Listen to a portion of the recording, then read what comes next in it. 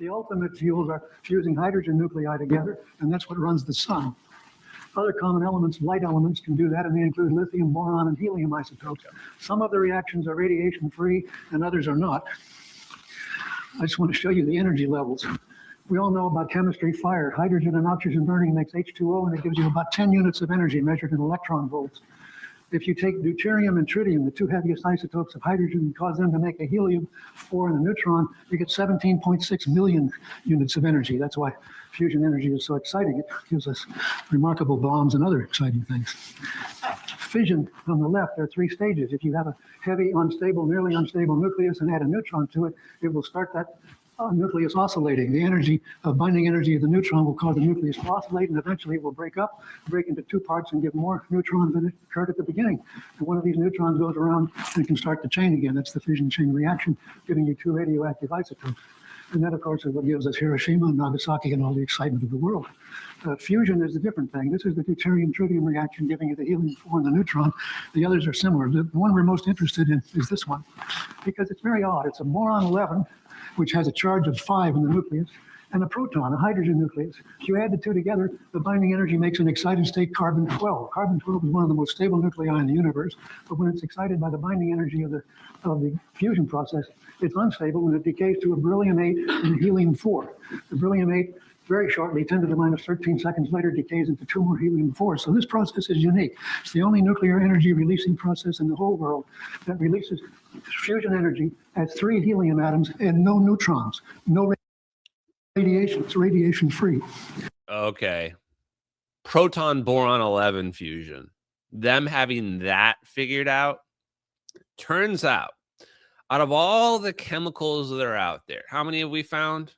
180, 200, I don't know. A lot of chemicals on the periodic table. If you look at the fusion reaction possibilities, there's only one that has the configuration that you just saw on your screen, where the boron 11 converts to a carbon 12, but because of the energies that are happening, it's unstable. So it converts to I think it converts to a carbon 12 and then releases a helium. And then, the carbon 12 collapses down. That releases a helium to a beryllium. And the beryllium then collapses and leaves you anyway 3 heliums. The energy being released, the comparative energy being released when you do fusion is a huge amount. I think back to the cannonball, lighting the cannon example. You can use a small amount of energy to get a large amount of energy out. This is actually what Sal's paper mentions. We know this because I can light a fuse on a cannon, and a cannonball will go flying out, and all I did was light a fuse. So we know it's possible to have this amplification of energy. And that's what fusion is offering, but at the base level of reality. And it turns out proton boron 11 is the only fusion reaction by which not only do you get this huge cannonball out, that cannonball is, I think he said, like 1,000,000 times higher than conventional reactions. I think he mentioned nuclear reactions. So anyway, the idea, though, is you're getting this huge amount of energy out. And proton boron 11 is aneutronic. Neutrons don't get released in this process, meaning there's no radiation coming out. It's essentially the perfect find when it comes to fusion. It's likely that unless we discover more things on the periodic table or some completely different understanding of physics, this might be as good as it gets. That's what they've been hiding. As good as it gets fusion figured out. Solved. And you can imagine, this is basically the normie equivalent. The normie brain equivalent of free energy.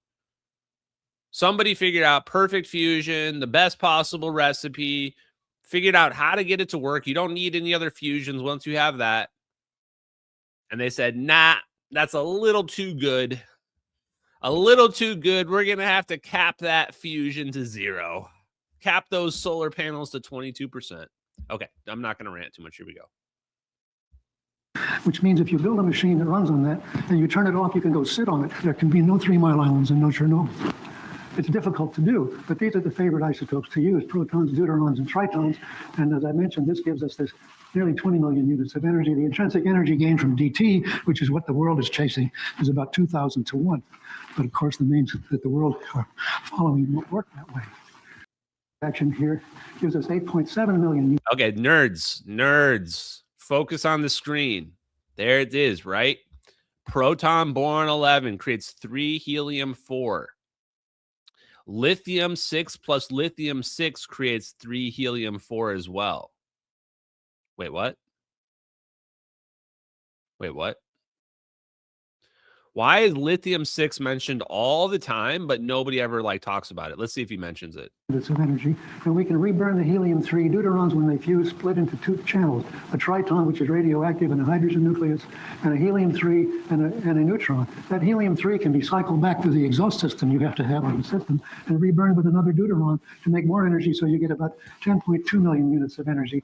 The D plus T gives you this ridiculous result where most of the energy is carried by a 14 MeV neutron. And the reason people look at D plus T, I apologize for this graph, but this is a cross. I'm going to skip ahead just a couple minutes. So basically, he's just showing cross sections. So we're too smart. We already know all about cross sections. Is where the most probability of fusion occurring. The secret to fusion is trying to get it down to a single point, getting everything to a single point. Your magnetic donut is stupid. The star is not shaped like a donut. The star in nature, the ones we look at, are all spherical, and they're all spherical for a reason. It's very important. The sun must be electric. There must be something focusing, pulling in from all angles, just like the negative potential well in Bussard's engine. And you can't just explain this with plasma flow because the plasma flow is unstable. We find all these instabilities in the plasma when we start researching it. We're like, oh, wait, no matter what shape we try to convert it into, it keeps wiggling out and getting unstable because there's something else to it. It's not just simple, oh, confine it, and then we should be good. No, the equations break down in reality because reality is a little bit more complicated than basic electromagnetic equations. Equilibrium. And they remembered the right-hand rule. You know, if you have a current flowing this way and a charged particle going this way, the force on the particle is at right angles to those two. The force in a magnetic field is not a restoring force. It doesn't restore the particle from the direction it's going. It's always at right angles, the right-hand rule. So they said... So we tell him, oh, right-hand rule. Okay, so basically he's explaining why they did tokamak. So this is the story of the tokamak right here. They discovered the right-hand rule, and they were like, oh, okay, we could just make a donut then, so that it just constantly recirculates, and there's no end to it. That's it. There you go. You just heard it. You can't contain particles without a field because they'll run straight into the walls. So we'll put a magnetic field together, and all the particles will gyrate on them, and this is going to trap them. So all manner of configurations were devised to trap them with magnetic coils that tried to bottle up the ends where the particles would all go out, and solenoidal magnets and cusp magnets and reflection and mirror magnets at the corners. Cusp, this is what Livermore spent $2 billion on. It's an impossible system because it has a point cusp, North Pole, and South Pole is the equator, and the losses out these equatorial line cusps kill you. You're looking at field reverse configuration. The magnetic mirror setup, this was the precursors to FRC. The top right, I mean, I'll always notice it. The cusp. Okay, if you guys don't know what a cusp is, you're looking at it in the top right. This causes the electrons to get trapped in the inside, and they keep bouncing back and forth because they're trapped by the cusp. And this creates a negative potential because all the electrons are trapped on the inside. And so the physicist, of which I was one, said, let's close up the solenoid and make it closed so the magnetic fields never end. And now the particles will stay here and circulate round and round. Wait, one more thing. Sorry, there's just a lot. He's one of the physicists that figured out we should use donut shapes. Bussard is one of the physicists that figured out we should use donut shapes. Just got to throw that in there. But there's a physics reason why you can't just do that. You have to have a toroidal current or circumferential current. So they invented the tokamak. Lavrentiev in the Soviet Union invented it. I often thought he invented it and gave it to us to make sure we never got there. I often thought he invented it and gave it to us so that we never got there. Chat, my man is full of quotes. Get ready. That's just one. All the best quotes to just roast the hot fusion noobs. And that's what we have now. And the tokamak, let me explain something. That's the ITER tokamak, 30 meters across, 110 feet tall. That's a normal PWR. This is about the size of the machine we hope to build. And the reason that these machines, these mixed magnetic confinement machines, which don't confine in local thermodynamic equilibrium, are so big is very simple. It's that picture I showed you of the magnetic field in a tube. All the particles gyrate, and they stay there very happily, so long as they never collide with each other. The moment two of them collide, the guiding center for that collision jumps 2 gyroradii. So every collision causes those particles to jump towards the wall. It's a random walk process, but it turns out it takes more than 1,000 collisions, scattering collisions in DT before you get a fusion reaction. That means you have 1,000 gyrocenter jumpings to go through before you have a probability of a fusion reaction. It's a random walk process, so the distance is the square root of 1,000 times the twice gyroradii. And that makes these machines have dimensions across the plasma regions that are measured in 2, 3, 4, 5 meters. You can't beat physics. The physics says it has to be that big. Furthermore, the DT reaction makes this 14 MeV neutron. I think you just said something really important. This, again, like, man, you're only going to get this content on my channel and probably like a handful of other channels. Because you're getting like secret knowledge is what this feels like. And most people, it goes over their head. He's saying that when the fusion reaction happens in our plasma is our soup of positive and minus charges, our ions and our electrons. He's saying that there's this kind of not quite cascade effect, but this gyration that happens because the particles are hitting each other. And he says you have this scattering effect happen. So this one hits this one and that hits that one. And he says this takes a huge number of chains before one fusion reaction happens. So you can imagine your plasma soup is like the calm surface of the ocean, and it starts to get rocky, but it's got to get really rocky before the fusion starts to occur. So in the meantime, every one of those reactions is causing the plasma to expand. Causing the plasma to expand and start to shoot outward, aka hit your walls. And he's saying, oh, well, now your device has to be so big because otherwise the plasma is going to expand out. It's going to hit the wall. And then it's going to start to destroy and eat the wall. And then you're cooked. GG's. The 14 MeV neutron is very, very energetic, and it has to be disposed of, and you have to find some way to create the tritium that you're burning because it's not a natural isotope. It's a 12-year half-life beta decay. And you create it by capturing the neutron in a blanket out here of molten lithium. The neutron is captured in the lithium-6, which then makes tritium. It's what we use for the bombs, and it's the lithium-6. And you have hundreds of tons of molten lithium sitting around this. Did you hear him just casually throw in there? That's what we used for the bombs with the lithium-6. He just casually goes, that's what we used for the bombs. Mentioned lithium-6 right there. Giant plasma container. And outside that, you have the superconducting magnets that you have to have the high fields. And this whole thing is an enormously expensive proposition, which even some of its proponents say they don't think it might ever be economic, but it's really good science. No. The problem that we saw was that everything that they're doing is highly radioactive. It's expensive. It's measured in tens of billions of dollars. The projected run-out cost of ITER is $12 billion. The program over the next 25 or 30 years is another $30 billion. The United States has already spent $18 billion chasing this Tokamak dragon. And the initial electrostatic stuff comes in at the order of tens to hundreds of millions. There's no end in sight that we see in the Tokamak world. Giant machines and no predictability. It's all empirical. One of my friends, Dr. Nicholas Kroll, a consultant to us, probably one of the top 3 theorists in the world, said some years ago he spent $15 billion studying Tokamaks. And what we know about them is they're no damn good. How is he not on the comedy tour, chat? We spent, 15 years, $15 billion studying Tokamaks, and the only thing we learned is they're no damn good. It's even crazier that we're watching this in 2025, about to be 2026, and this video is 20 years old. And there's still, ITER's not even complete. They're not even talking about ITER being complete until like 2035. Like another 10 years for ITER to be complete. It's already been obsolete for like 20 plus years. And we're not even close to even being online. And it's not even going to add electricity to the grid. It's just a research facility. But fusion works. All you have to do is go outside in the daytime or go outside at night and look up. There are billions of fusion reactors. Every star is a fusion reactor, every single one of them. And not one of them is toroidal. Boom! He can't miss. It's hit after hit after hit after hit. Look in the sky. Every single star is a fusion reactor. None of them are toroidal. Not one. Kaboom! That's the famous quote. It's from Robert Bussard, the guy that actually helped invent toroidal magnets for fusion. He's one of the guys that helped invent it, and he's trying to tell people it's not the way to go. Nobody's listening.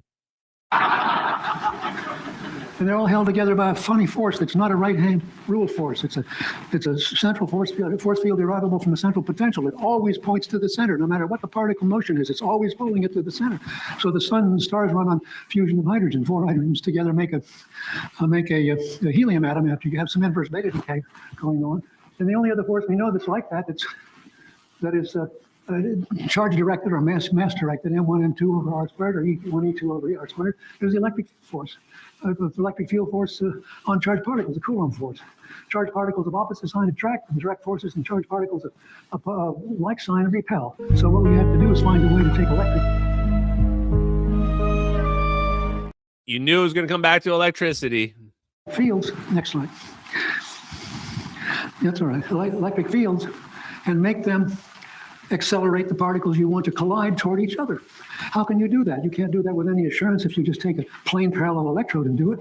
But other people a long time ago said you can do it in a sphere. You can make a spherical electric field. You can make these particles come to a focus toward the center.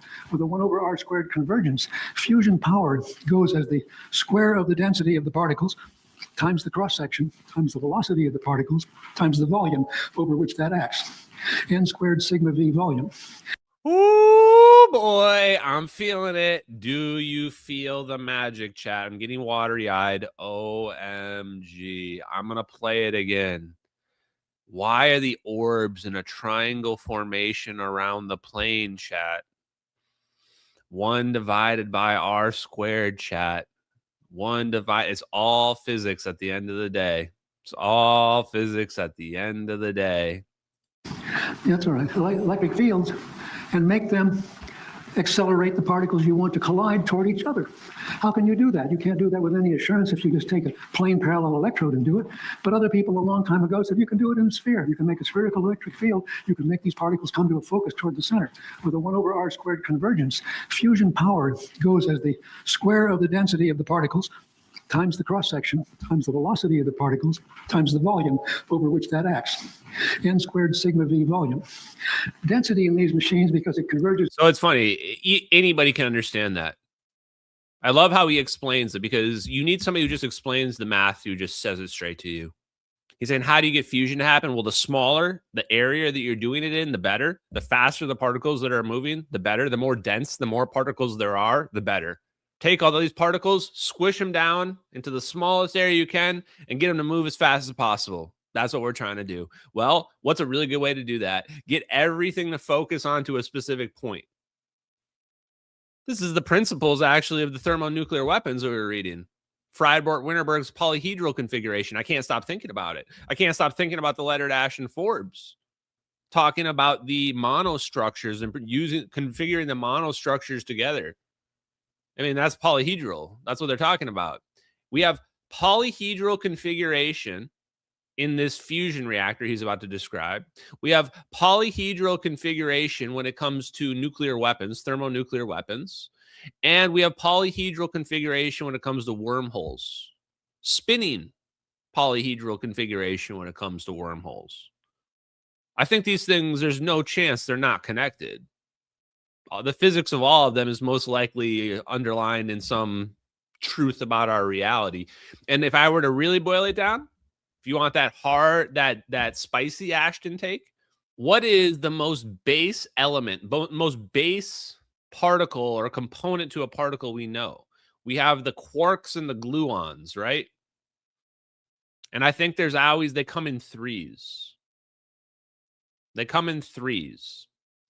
I have a feeling that their coherence, resonance, whatever you want to call it, that forms basic particles, probably also has a similar geometry to what we're seeing in the polyhedral configurations on the macroscopic scale. There you go. Okay.